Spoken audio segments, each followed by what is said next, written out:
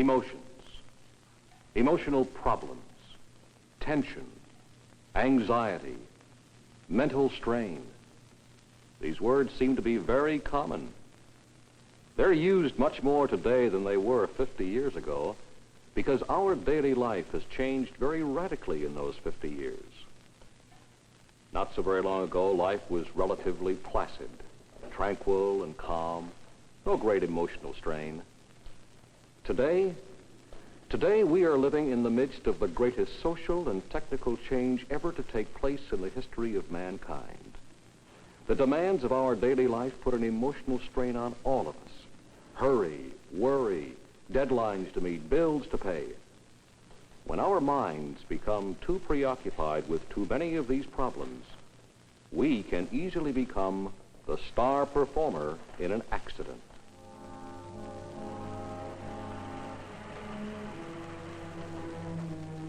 Here's an example of how easily emotional problems or worries could lead to an accident.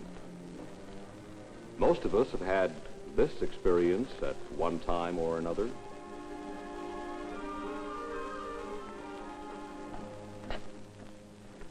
Sir, you just drove through a stop sign 2 blocks back. Me? I did? Yes, sir. That fellow in the black car hadn't been on the ball. You might have killed him. Yeah, I see your license and registration, please.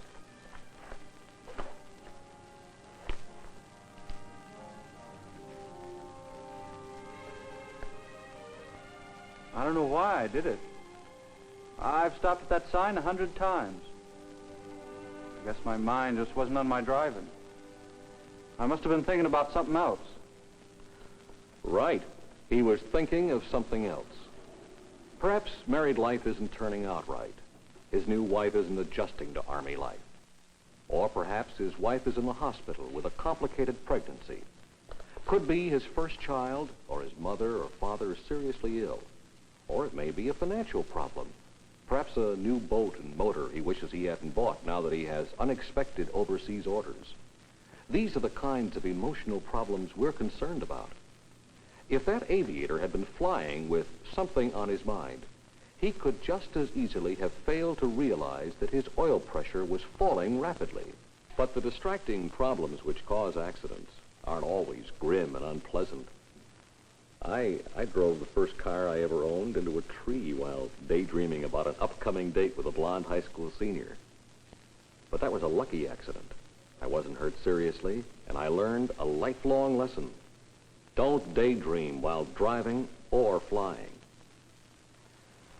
In the files of the Army Board for Aviation Accident Research, there are a number of accidents which have been traced directly to emotional causes. Flight surgeons are the experts for the Army on the emotional aspects of accidents. Colonel Fisher is such an expert. Let's see what we can learn from him. Good morning, Major. Good morning, sir. We're interested in how emotional problems can cause accidents. That's an important subject for aviators. I thought you might review some of the cases we've had. Did you have any particular accident in mind? Yes, sir. I was going to ask about the case we were discussing last week. The accident in which Lieutenant Webster was killed in an OH-23. That's right, sir. It's an excellent example of emotional causes, because it's one of the few cases we've been able to definitely nail down as positively caused by the distraction of an emotional upset. You see, accident investigators may suspect that an emotional disturbance is at least partially responsible for an accident, but rarely do they have sufficient proof to even mention it in their reports. In this investigation, we made a thorough study into the background of the aviator who was killed. We did this because of one fact which was agreed upon by all of the eyewitnesses. When his engine failed at an altitude of about 2,000 feet, Lieutenant Webster apparently did not take any emergency action. The aircraft lost rotor RPM, crashed, and burned. Why would an aviator do this? He must have panicked, just froze on the controls. Yes, but why? To try to learn why, we delved into Webster's background, his family, his personality, his problems. Webster was the youngest of 7 brothers and sisters. He was the family favorite, and they were a warm, stable, and closely knit group. Webster was a very independent person. When he made a decision, he stuck to it, sometimes even after he'd been proven wrong. This stubbornness was probably the cause of Webster's first real problem. Webster was divorced several years before the accident, but he stayed in contact with his former wife. He also made several attempts at reconciliation. And I have to get a few new things for David and Kathy. How are the kids, Martha? Oh, they're fine, Bill. I wish I could see them. Well, you can any time, Bill. You know that. I wish I could see you too, Martha. Bill, please give up. I told you the last time, no. Definitely no. Now, if you don't drop the subject, I'm going to hang up. Martha, I've learned my lesson. I'm a changed guy. Bill, you're just as bullheaded as you ever were, or you just wouldn't keep trying.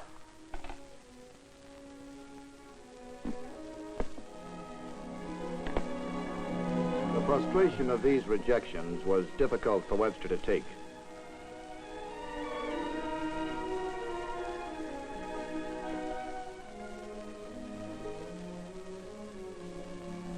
And after each rejection, he burst out aggressively at anyone who disagreed with him. After several years of frustration, he found another girl. But the circumstances of his courtship took a heavy toll on his energy. The girl worked as an entertainer in a nightclub more than 60 miles from his post.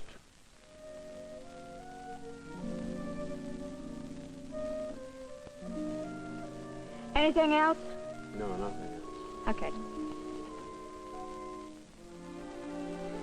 Bill, I'm worried about you. You shouldn't be driving in every night to meet me. That's nice. Don't you want to see me? Sure, I want to see you. But when do you get any sleep? Sleep. I get 4 or 5 hours before I drive in every night. That's enough. I told you yesterday how we could solve the problem. Marry me, Debbie, then I don't have to drive 120 miles every night to see you.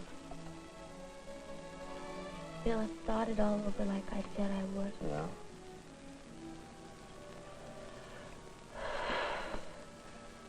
Well, I just wouldn't fit in. I'm used to theatrical life and excitement and coming and going as I please on my own. You'd forget all that. I know you would.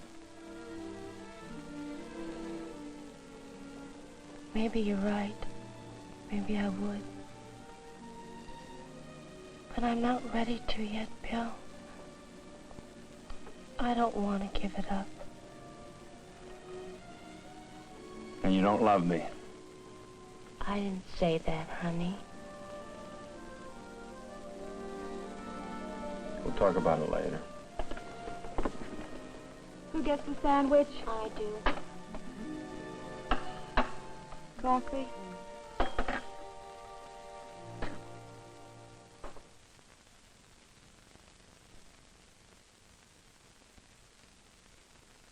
Apparently, Webster got himself into a new emotional problem. That's very often the case. You've noticed how trouble seems to breed more trouble? It really does. When you're under the strain of an emotional problem, you can't think clearly or have good judgment. You get into more trouble very easily. Was Webster on this 4 or 5 hour sleep routine at the time of the accident? Yes. Yes, he was. And he wasn't eating properly either. For example, on the day of the accident, he had neither breakfast nor lunch. It almost looks as if Webster was trying to hurt himself. As a matter of fact, that may be true. Suicide can't be ruled out as a possibility. Do you really think so, sir? Not premeditated suicide. We know his engine failed. But perhaps when the engine quit, he had an irresistible impulse. You might say that suddenly he saw an open door through which he could escape from all of the problems which had been plaguing him. I can see how that might be possible. Perhaps suicide never entered his conscious mind. But when the emergency arose, his confusion and panic were so great that he simply couldn't act to save himself.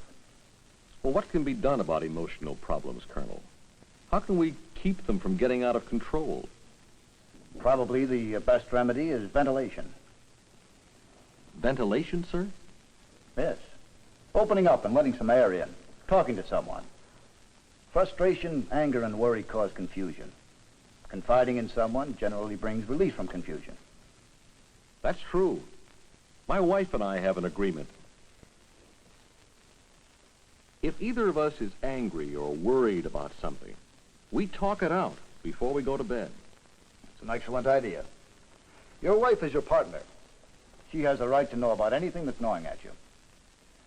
And there are 3 other people who have a direct responsibility for listening to your problems and to help with them. Your commanding officer, your chaplain, and your flight surgeon.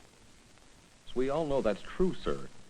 But the trouble is that a man like Webster, who really needs help, finds it very difficult to confide in anyone. You're right. And that brings up another factor. COs, chaplains, flight surgeons, and other aviators must learn to detect the signs of emotional disturbance and take action to prevent serious trouble. Let me tell you of another case where there were numerous opportunities to forestall a tragedy which killed an aviator.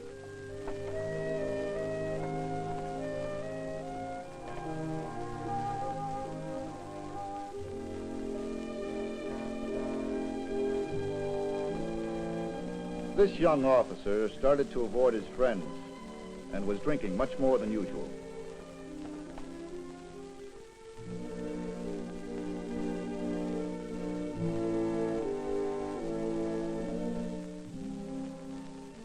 He passed his annual physical, but his flight surgeon was aware of his drinking.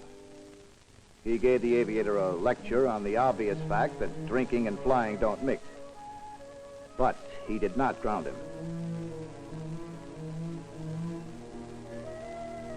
His CO learned of his drinking and realized that his flying efficiency was falling off.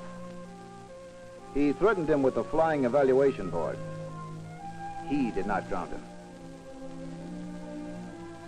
Not long after this, he filed a VFR flight plan on a circular route to avoid severe weather.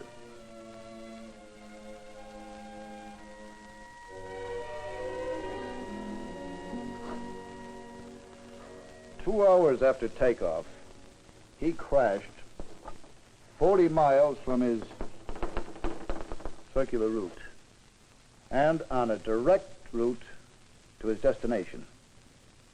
Obviously, he had filed a circular route merely to obtain clearance. He flew a direct route in spite of weather warnings and terrain unsuitable for emergency landing. It's a shame he wasn't grounded. He's beyond grounding now. Beyond all help. And no one even knows what it was that was tormenting him.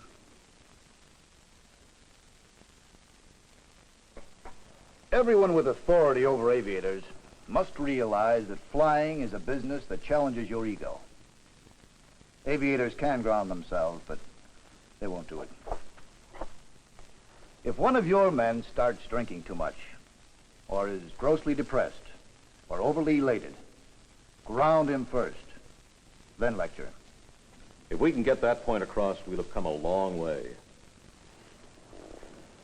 Well, thank you very much, sir. You've pretty well wrapped up the subject for us. We can sum it all up this way.